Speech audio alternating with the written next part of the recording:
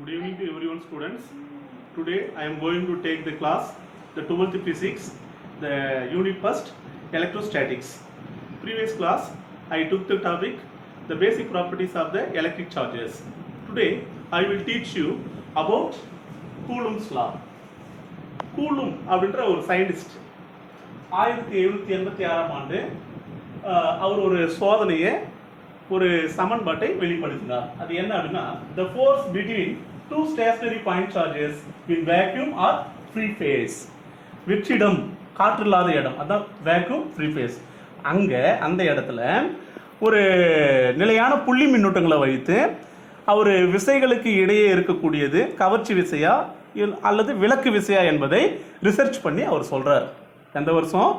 1786 ஆண்டு. Okay, so அவர் சொல்லக்கூடிய அந்த விஷயத்திலிருந்து நம்ம சில பாயிண்ட்ஸ் எடுத்து இங்கே பார்த்துக்கலாம். 2 மார்க் கொஸ்டினாக எடுத்துக்கலாம். Consider 2 point charges Q1 and Q2 at rest in vacuum and separated by a distance of r as shown in the figure. See the diagram. இங்கே என்ன பண்ணுறோம் அப்படின்னா, Q1 Q2 is nothing but 2 point charges. அதை வெற்றிடத்தில் நம்ம எடுத்துக்கிறோம், ஒரு காற்று இல்லாத ஒரு ஊடகத்தில் நம்ம எடுத்துக்கிறோம். And separated between R distance. புரியுதுங்களா?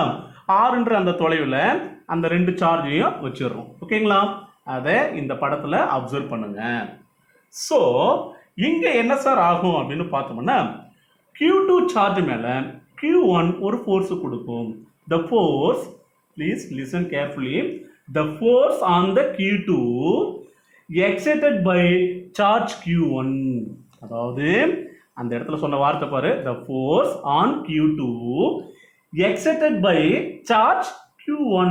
Q2 மீது Q1 ஒரு விசையை கொடுக்கும்.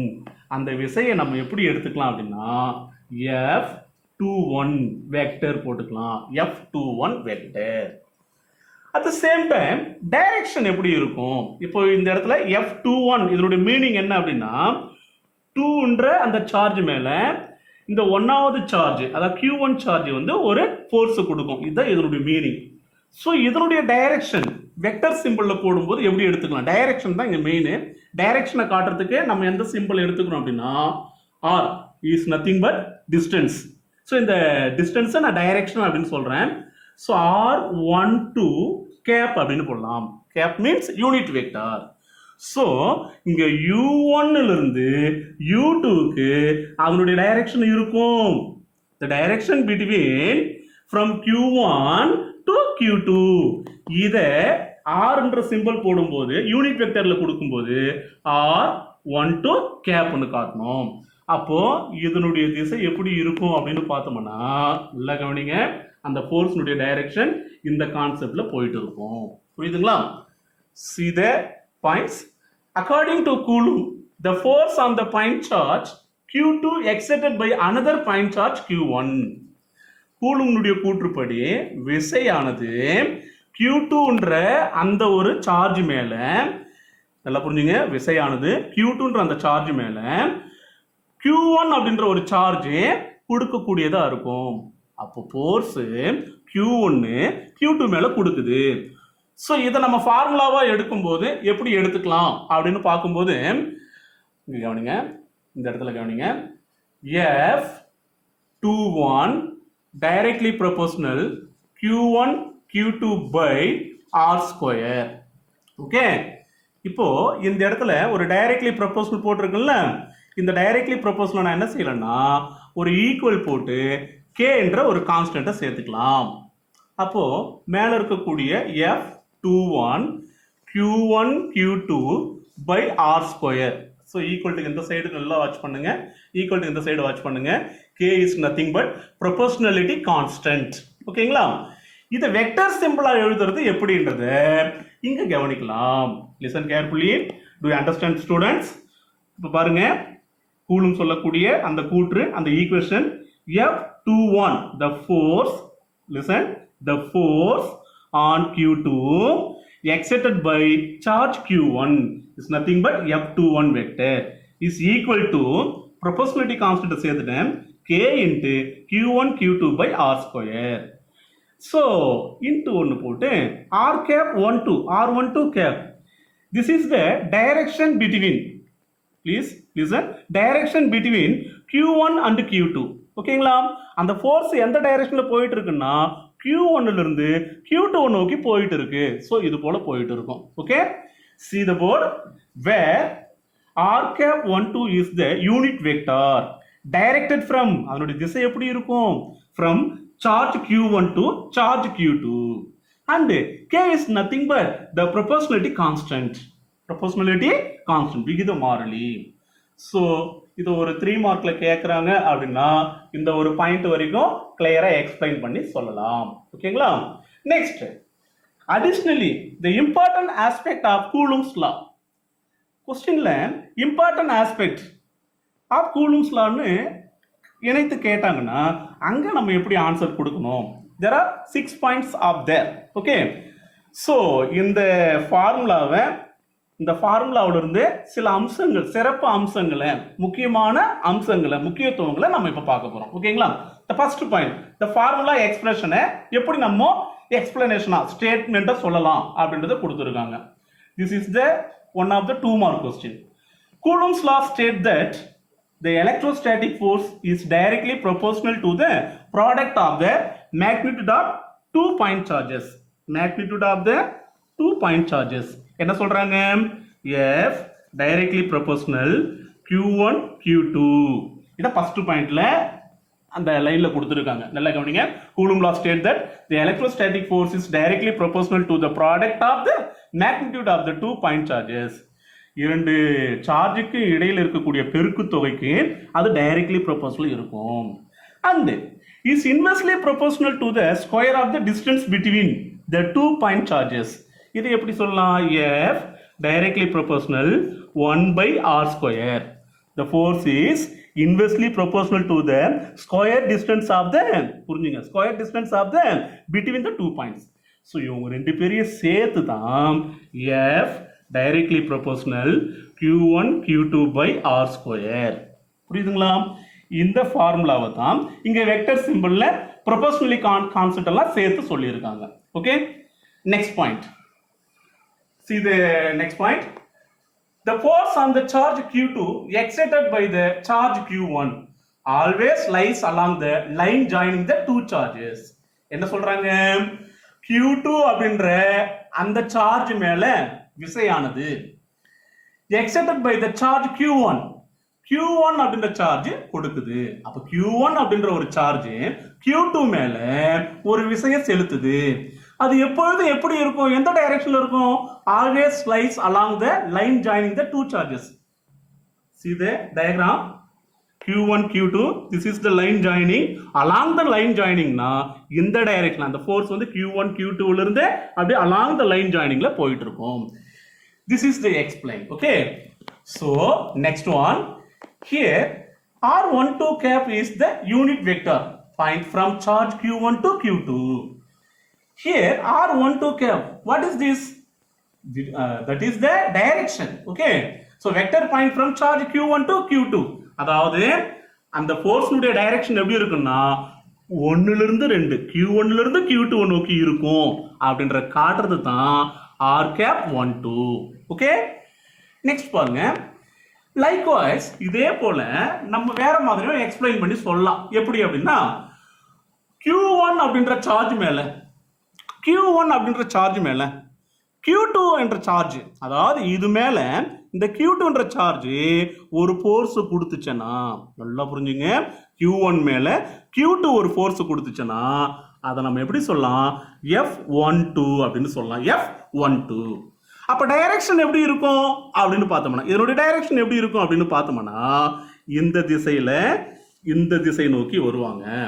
அப்போ அந்த இடத்துல -r12 கேப்னு பண்ணோம். ஏன்னா இதுக்கு ஆப்போசிட்ல இருக்கிறதுனால, அந்த ஃபோர்ஸ்னுடைய டைரக்ஷன் ஆப்போசிட்ல இருக்கிறதுனால, இதுக்கு ஆப்போசிட்ல இருக்கிறதுனால இந்த டைரக்ஷனுக்கு ஆப்போசிட் சிம்பிள், நெகட்டிவ் சிம்பிள் நான் போட்டிருக்கேன். புரியுதுங்களா? இதை இங்க எக்ஸ்பிளைன் பண்றாங்க. Listen carefully. r12 cap is the unit vector, the pointing from charge q1 to q2. First சொன்னது புரியுதுங்களா? அந்த ஃபார்முலாவுக்கு Likewise, the force on the charge Q1 exerted by Q2 is along minus r cap 1 2. புரியுதுங்களா?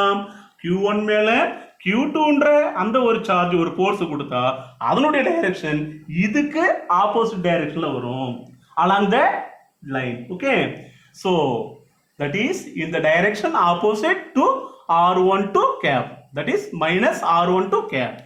So do you understand, students? Next, moving the another points.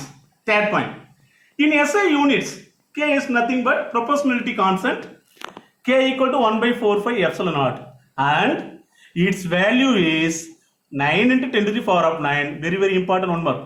Its value is 9 into 10 to the power of 9 Newton meter square Coulomb minus 2. Here epsilon naught is nothing but permittivity of free phase or vacuum. Epsilon நாட்னு இங்க ஃபார்முலால கொடுத்திருக்காங்கல்ல, அது என்னன்னா permittivity, விடுதிறன், அனுமதிக்கும் திறன். இங்க கவனிங்க, Q1க்கும் Q2க்கும் இடையில இங்க ஒரு ஃபேஸ் இருக்கு பாத்தியா, இதுக்குள்ள தான் ஃபோர்ஸ் அனுமதிக்குது. Q1 வந்து இதுக்குள்ள மூவ்மெண்ட் ஆகுது. அப்போ இங்க அனுமதிக்கும் திறன் ஒன்று இருக்கும், அதை தான் பெர்மிட்டிவிட்டின்னு சொல்றது. ஃபோர்ஸ் அனுமதிக்கக்கூடிய அந்த ஃபேஸை தான் பெர்மிட்டிவிட்டின்னு சொல்றாங்க. Okay, here epsilon naught is the permittivity of the free phase or vacuum, and the value of epsilon naught equal to, நல்லா புரிஞ்சுங்க, இந்த ஃபார்முலாவில் epsilon naught இங்க போய்டும், k இங்க வந்துரும். சோ அப்போ இதுக்கு ஒரு ஆன்சர் கொடுக்கலாம், epsilon naught equal to 1 by 4 pi k. So k ஓட வேல்யூ இங்க சப்ஸ்டிட்யூட் பண்ணிட்டு ஒரு ஆன்சர் காட்டுறேன்னா, இந்த வேல்யூல இருக்கக்கூடியதை இங்க சப்ஸ்டிட்யூட் பண்ணி answer காட்டுறேன்னா epsilon naught equal to 8.85 into 10 to the power of minus 12 Coulomb square Newton inverse meter minus 2. ஓகேங்களா? இந்த யூனிட்டை அப்படியே சேஞ்ச் பண்ணி இங்க சொல்லணும். This is the third point. Next, moving on the another points. Fourth point, the magnitude of the electrostatic force. The magnitude of the electrostatic force between two charges, each 1 coulomb. என்ன சொல்றாங்க இந்த இடத்துல? Q1 உடைய வேல்யூவும் number 1, Q2 உடைய வேல்யூவும் number 1. இது வந்து கூலும்னு சேர்த்து சொல்லிக்கலாம். கூலும் மீன்ஸ் சார்ஜினுடைய unit. So, separated by a distance of 1 meter is calculated as follows. இது எதுக்காக சொல்றேன்னா அந்த ஃபோர்ஸ் உடைய வேல்யூவை சொல்றதுக்காக. So, R is nothing but 1 meter. So, ஃபார்முலாவில் நல்லா புரிஞ்சுங்க, இந்த இடத்துல ஒரு ஃபார்முலா இங்க காட்டுறேன்ல, இதோ இங்க கவனிங்க, மேல இருக்கிற ஃபார்முலாவில் இது ஃபோர்ஸ்னு வச்சுங்க. K ஓட வேல்யூவை நம்ம எப்படி எடுத்துக்கலாம் அப்படின்னா 9 into 10 to the power of 9. Q1 Q2 உடைய வேல்யூ நம்ம எப்படி எடுத்துக்கலாம்னா 1 into 1. Q1 உடைய வேல்யூ 1, Q2 உடைய வேல்யூ 1. ஓகேங்களா? கீழ R இருக்குல்ல, R என்றது separated by a distance of 1 meter. So R equal to 1. So 1 square. So 1 into 1 nothing but 1. 1 square is nothing but 1. 1 divide பண்ணி பார்த்தோம்னா அது எல்லாமே கேன்சல் ஆயிட்டு another multiplication answer 9 into 10 to the power of 9 Newton.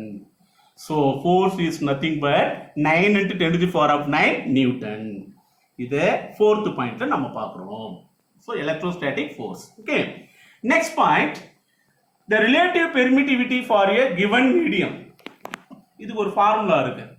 Epsilon R equal to epsilon naught. Epsilon R equal to epsilon by epsilon naught. What is the relative permittivity? Relative permittivity is nothing but the permittivity of the medium, the ratio between, நல்லா புரிஞ்சுங்க, the ratio between the permittivity of the medium to permittivity of the free phase. So இதுக்கான formula தான் relative permittivity உடைய formula. ஓகேங்களா? இங்க என்ன சொல்றாங்க அப்படின்னா நல்லா புரிஞ்சுங்க, சார்ஜஸ் வேக்யூம்ல வச்சோம்னா ஃபோர்ஸ் வந்து எப்படி இருக்கும்? ரொம்ப கம்மியா இருக்கும். வேக்யூம்னா தெரியும், காற்று இல்லாத இடத்துல ஃபோர்ஸ் எப்படி இருக்குன்னா கம்மியா இருக்குமா. அதே charges some of the medium, சில மீடியத்தில் எத்து போயிட்டு வைக்கிறோம். மீடியம் மீன்ஸ் ஊடகங்கள். காற்று இல்லாத இடத்த வேக்யூம் சொல்றோம். சில இடத்த நம்ம என்ன சொல்லலாம் அப்படின்னு பார்த்தோம்னா நீர் இருக்கக்கூடிய இடம், கண்ணாடி இருக்கக்கூடிய இடம், புரியுதுங்களா? இது போல ஊடகங்கள், ஆயில் இருக்கக்கூடிய ஒரு இடம், அந்த ஊடகத்தில் எத்துமே வச்சோம்னா தட் இஸ் ரிலேட்டிவ் பெர்மிட்டிவிட்டி. அங்க ரிலேட்டிவ் பெர்மிட்டிவிட்டி எப்படி இருக்கும் அப்படின்னா அந்த இடத்துல அதிகமா இருக்கும், ஃபோர்ஸ்னுடைய வேல்யூ அதிகமா இருக்கும். புரியுதுங்களா? என்ன சொல்றாங்க அப்படின்னா எப்சிலன் நாட்னுடைய வேல்யூவை நம்ம கம்பேர் பண்ணும்போது எப்சிலன் ஆர் வந்து அதிகமா இருக்கும். இதுதான் இங்க முக்கியமான பாயிண்ட்ஸ். புரியுதுங்களா? எப்சிலன் நாட் அப்படின்றது பெர்மிட்டிவிட்டி ஆஃப் த ஏர், புரியுதுங்களா? Epsilon permittivity of the vacuum place. Epsilon அப்படின்றது என்ன அப்படின்னா permittivity of the medium, another medium. So இந்த இடத்துல வேக்யூம் ஆர் ஏர் அப்படின்னும் போது புரியுதுங்களா? எப்சிலன் ஆர்னுடைய வேல்யூ நம்பர் 1. ஓகேங்களா? அதே போல ஆல் அதர் மீடியாவா இருக்கும்போது எப்சிலன் ஆர்னுடைய வேல்யூ 1ஐ விட அதிகமாக இருக்கும். Epsilon R greater than 1. So meaning என்ன அப்படின்னா வேக்யூமை விட எப்சிலன் ஆர் மற்ற ஊடகத்தில் ஃபோர்ஸ்னுடைய வேல்யூ அதிகமாக இருக்கும் அப்படின்றது தான் எங்கள் concept. Next one, see the board. Coulomb's law has same structure as Newton's law of gravitation. Coulomb's law has same structure as Newton's law of gravitation.